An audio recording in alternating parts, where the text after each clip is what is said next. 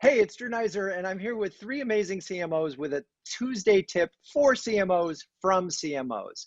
Now, the tip that we want to talk about today is about being the chief inspirer and why it is so important that the CMO have a hand in the role of employees and getting them to understand the brand and be enthusiastic about the brand. So we're going to start with Jakki Geiger, who is the CMO of Reltio.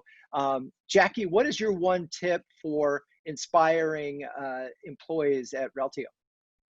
Absolutely. So for me, it's all about customers and understanding the value that the company is delivering to customers and making sure that I can inspire everyone by sharing those stories with them. In many organizations, there's a lot of discussions around how can we fix this? How can we fix that? But I think it's really important for the chief marketing officer to be able to celebrate those wins and share those stories of the business value that the company is delivering.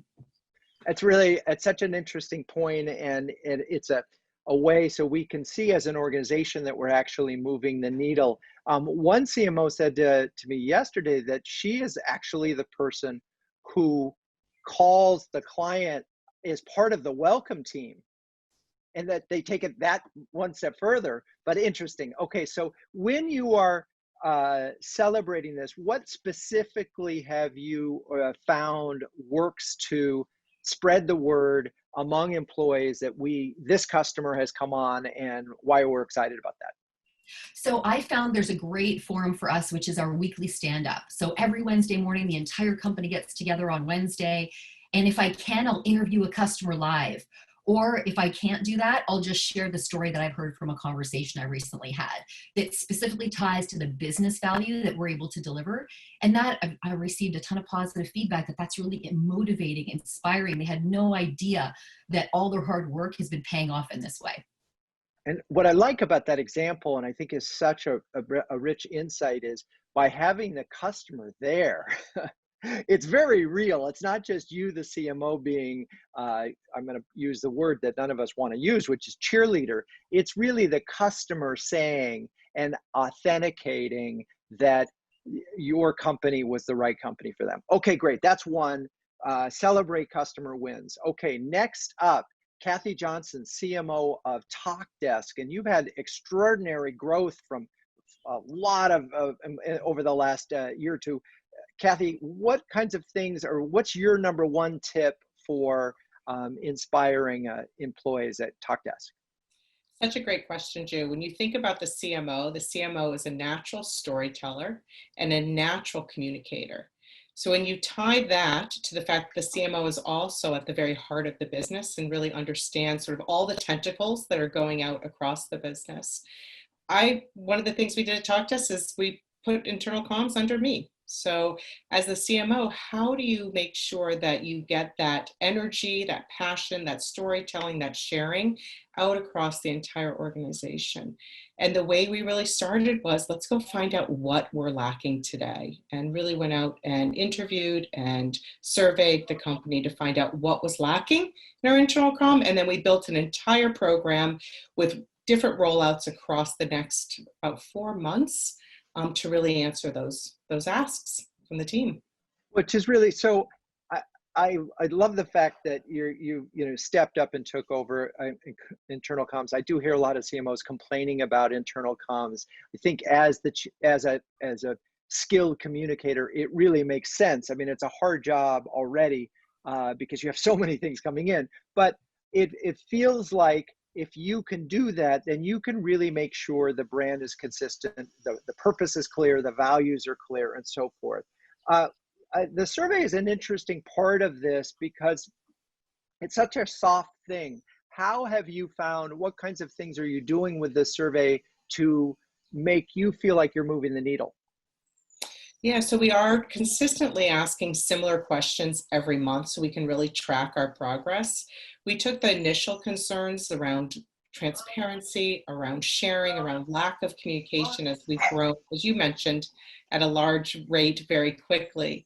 And then we've just instituted a number of different things, starting with all hands, starting with a regular newsletter and communication, starting with how do we bring out to the team things around growth and career as well? So really encompassing all of the areas from transparency to career development and growth. Okay, that's amazing advice. Gabi Zijderveld, CMO of Affectiva, tell me, what's your number one tip for inspiring your employees? My tip is inspire others to inspire. So I certainly noticed after a number of years of being the person in the company that was constantly, rah, rah, sharing all the great news, the customer successes, the awesome things marketing put out, the achievements we got out of the customer success team, you name it. And you start noticing that after a while, people maybe get a bit sick of hearing from the same person over and over again. So I got big on coaching the more junior people, as well as pushing my peers to actually be vocal and share successes. Because maybe someone might share something just on the executive Slack channel, and I'd be like, hey, this is really interesting, share it with the entire company. Or can we write a blog about this with you? Or at the next all hands team meeting, why don't you present more in depth about this topic? So rather than being the one that kind of shares these successes, when I see something that I think has to be shared and communicated, I actually push others to do it. So the load is a bit distributed. What I think is so interesting about that is that you don't, as long as it happens, you don't have, the key is that employees get an understanding of the goodness that is happening in the organization. You don't necessarily have to do it yourself and be the symbol. That's so interesting. So in terms of content or sharing or specific things that you or your trainees, if you will, in the inspiration world, is there anything specific that you have done that you think has worked particularly well at inspiring employees? I think one thing that we've done, obviously not everyone in a company is active on social media. I think in the US, most people do have a LinkedIn account, but we would always delicately, but very on a reoccurring basis, encourage team members to post on their social media if they so desire to do. And what we do is really spoon feed people content. We provide them the images or the video, we draft the post, nothing is mandatory, you can tweak it, but here are the hashtags, here are the handles, here's the kind of language you want to use, always include this URL, here's a couple of cool images, and just kind of really spoon feed it so that it makes it easy for them to execute.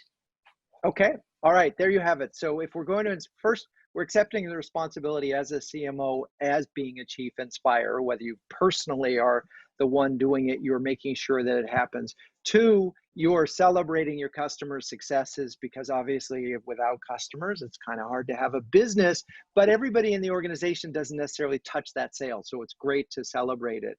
Number two is you may need to take over internal communications in order to make sure that it is on brand, that is getting people excited, that delivers on the values. And then number three, and the key tip here, you don't have to be the symbol of that inspiration. You just have to make sure you happen. All right. Thank you, Jakki, Kathie, and Gabi, for a Tuesday tip from CMOs for CMOs.